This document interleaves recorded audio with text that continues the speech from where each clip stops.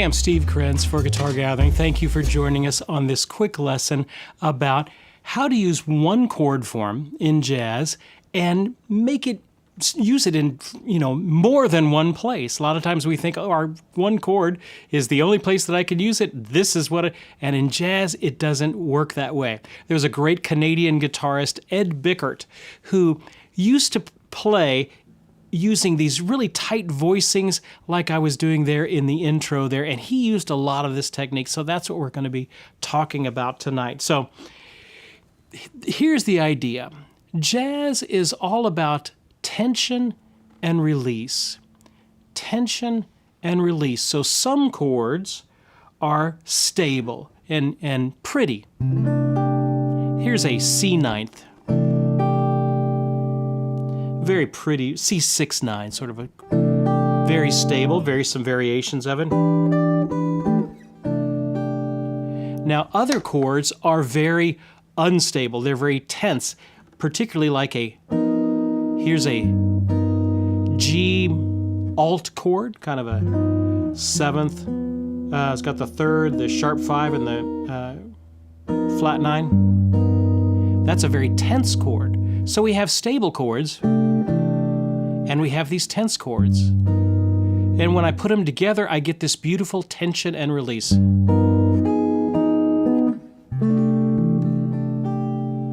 It ends up being a very pretty way to accompany on guitar. Let's talk about stable chords. I can move certain voicings around to different notes using the same voicing, and I get basically just variations that work over the same chord. So over a C chord, maybe a C or C major 7th, I can play this shape. So let's look at this shape first. This is a shape built in fourths. I'm up here at the 7th position. I got my first finger on the A on the 4th string, barring down to the D on the 3rd string. Then I got my second finger covering the G on the 2nd string at the 8th fret, and the C on the 1st string at the 8th fret. So it's a chord built in fourths. So because it doesn't have the 3rd in it, it's rather, amorphous. So I could move it around. So I could use the same shape. It doesn't work good everywhere. But it does work good in a few spots. It works good on the root, thinking of the highest note as the root. So it works on over C. I could use this shape here. I could also use it on the 2nd, which is a D. It also doesn't sound particularly good on the 3rd, the 4th, but it does sound good at the 5th. So this one shape, if I got a C major 7th groove going,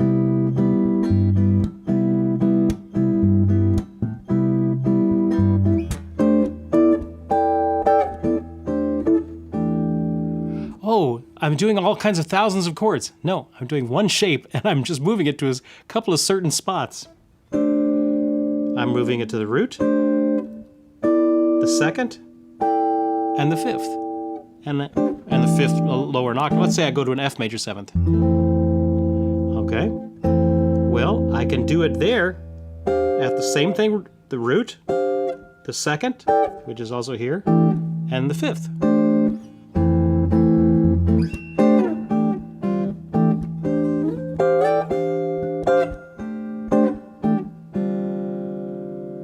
Very interesting sounds you get out of it. Sounds much more complicated than it is. Now, if I take those same notes and transpose them to the inner strings, I get this shape, and so I could do the same thing. Concept using the inside strings. So that's just one of them. So over a C major 7th, I could use that. So, for example, let's turn on our track again. And this is the chords to Fly Me to the Moon. And over that C major 7th and bar 4, I'm going to use those shapes. So here's an A minor to start it off, D minor, here's a G, and here's over that C. F major 7th,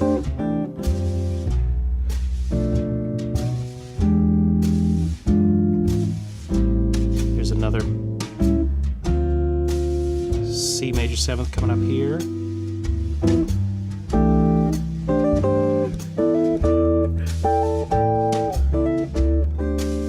So I could even add little occasional notes to it as well, as long as they're in the key.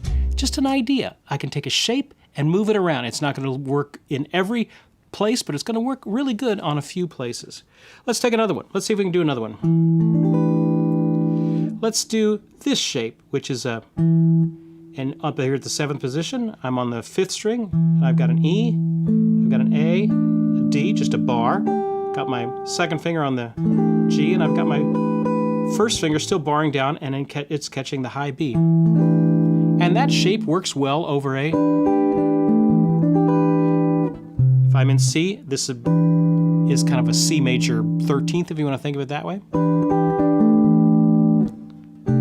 So there's the C major chord. And I could do this one. Oh, well, that's a pretty sounding chord. Well, don't waste it. Maybe I could use it in another spot and get some equally good sounds. Well, the only other spot that I found works great for this shape would be coming up here to the A. So still over the C. I can do it that shape there. So do you see what we're doing? I've got one chord shape that I like, okay? And I can transpose that from the 3rd, the E, up to the 6th, the A, and it all still works over that same chord. So you get 2 for the price of 1, 3 for the price of 1. Some of these chords I'm going to show you here, you could get 4 versions of a chord out of one shape. So it's really cool. Now, as far as the stable chords, those are some that you can work with, you know, a major 7th sort of a sound. Let's get to the tense chords. That's where the fun happens, okay? The fun, let's talk about, if I'm doing, let's say, a G7th.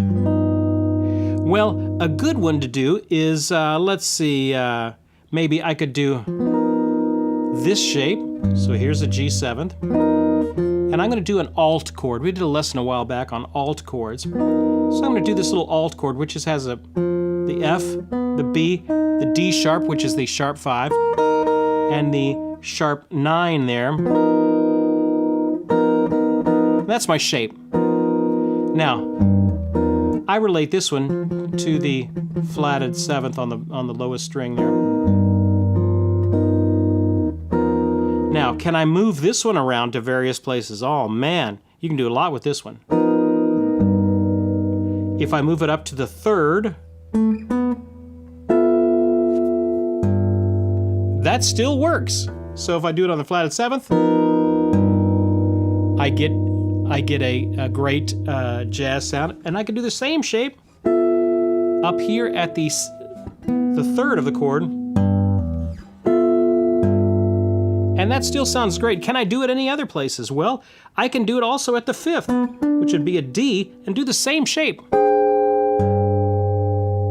So all of those work as a tense chord. Now, if I tried to figure out, you know, what each of these is, you know, they would be, you know, this is a flatted 9th suspended sort of a thing. Here it's a, you know, if I tried to figure all that out, it's way too complicated. But if I just move the shape around, it works great over those types of chords. Now, here's another thing I could do with that. I could take my pinky off and on and bar my 2nd finger.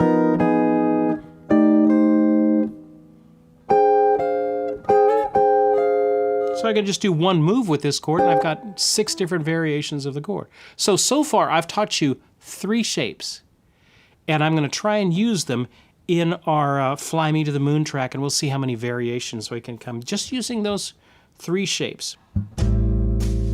D minor 7th. Here comes a G7, I can use that alt chord.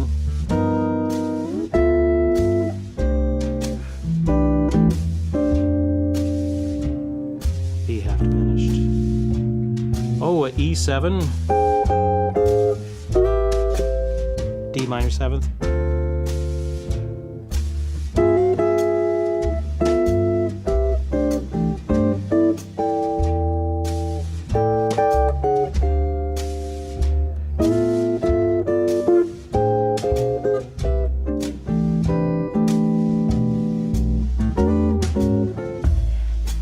all sorts of different wonderful sounds I can make out of all that, and I've used 3 forms.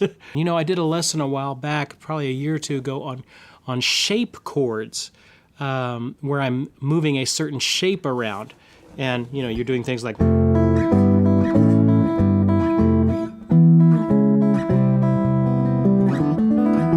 which is a very cool concept. Now we're kind of applying that idea to jazz chords, and you end up with such beautiful, rich, Ed Bickert sounding chords that you're going through. So let's learn a couple more. What if I did, here's another one. I'm lazy, okay? So here's the shape I just did. What if I did this same shape, but I did it on the inside strings? And now I'm doing on that flat third there, that or the flat seventh, that F. But Steve, what notes are you playing? I don't know. It's a shape and it's tense. All I care about is the tension. I'm just building tension until I can release it. So if I do it on the inside strings, that kind of works over this G alt sort of a sound as well. That could even work.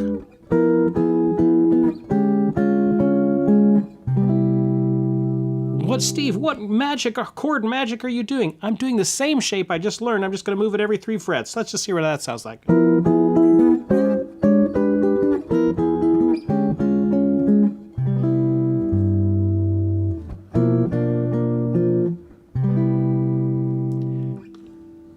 If I tried to explain the theory to you, it would kill you. It would kill me. I'm just moving a shape around, trying to make some sort of a resolution out of it. Okay, let's do a couple more. Oh, here's an easy one.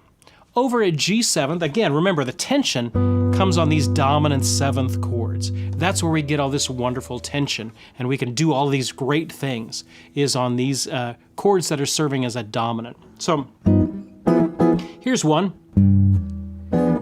Over at G7, I could go a half step up and play a diminished shape. So my first finger's on the D at the, the F on the 4th string. 3rd finger is on the G on the 3rd string. 2nd finger's on the D on the 2nd string. Pinky's on the A flat there. Now here's remember the great thing about diminished chords? I can move them up 3 frets.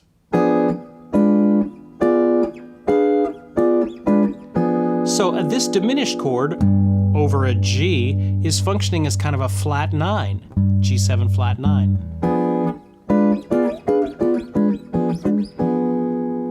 I can use other diminished chords as well. All of that works over the G7. So these are chords that I can move around in 3 half steps. So over the G7, I'm playing this A flat diminished and a B diminished and a D diminished and an F diminished. And that all works over that G7, and it kind of functions as a G7 flat 9, a G dominant. Okay, let's do one more. Oh, here's a good one. With the same thought as the flat 9, I can do this shape, which this is like an F, a B, an E, and a flat right there. If you want to think of it, it's kind of like an E triad with an F. Over a G, it sounds like a G13th with a flat 9. Very tense chord. What if I moved it up 3 frets? Oh, it's still tense. 3 frets, still tense.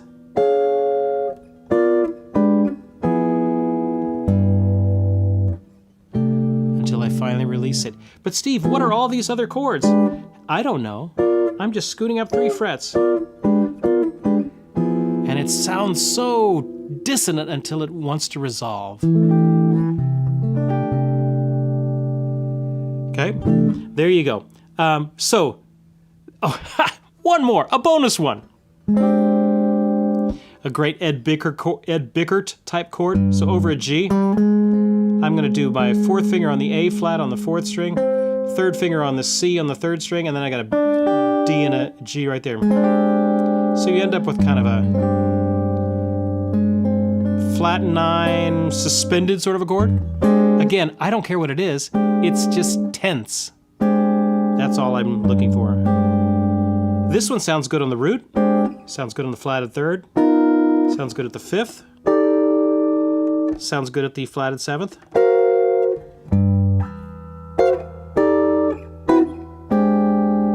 I just want you, well, I've taught you what, 5 forms right there? And we've covered probably 20, 25 different ways that you can use these forms. That's what I want you to understand, is I can take one form and just experiment and move it around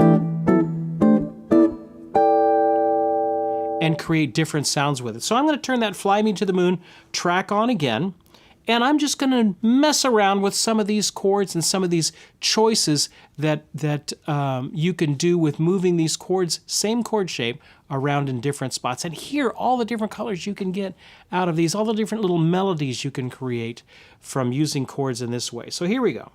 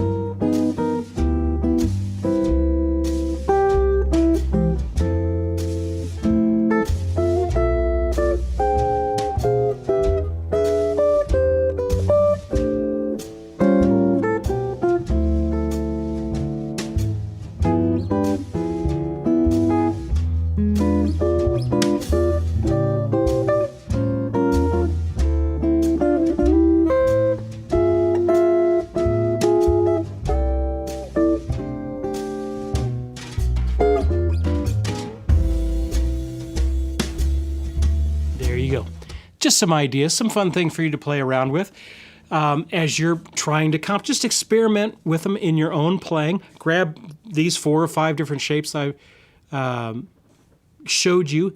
Learn how to maneuver them. Okay, so what notes am I pivoting off of? We did some in G, and then try to apply those in some other chords as well, and figure out how these chords work. And you can get a lot of wonderful, colorful mileage. People will say, "Oh my goodness, you know a million chords." No. You're doing 5 chords and you're moving them around, and you can get by with so much. You can sound so much more melodic and interesting in your jazz comping. So that's just another way to approach it. Hey, I'm Steve Krenz for Guitar Gathering. Thanks for joining us. If you're interested in learning more about this, I did a fretboard workout series on jazz chords, and it teaches you some of these forms. I also did a free YouTube series on 4th chords that would apply here as well. So, and then I did one way back when on patterns of 3. I'll try and put those links in the YouTube description down below. Those are all great jazz lessons that would help you. Hey, I'm Steve Krenz for Guitar Gathering. Take care. We'll see you next time.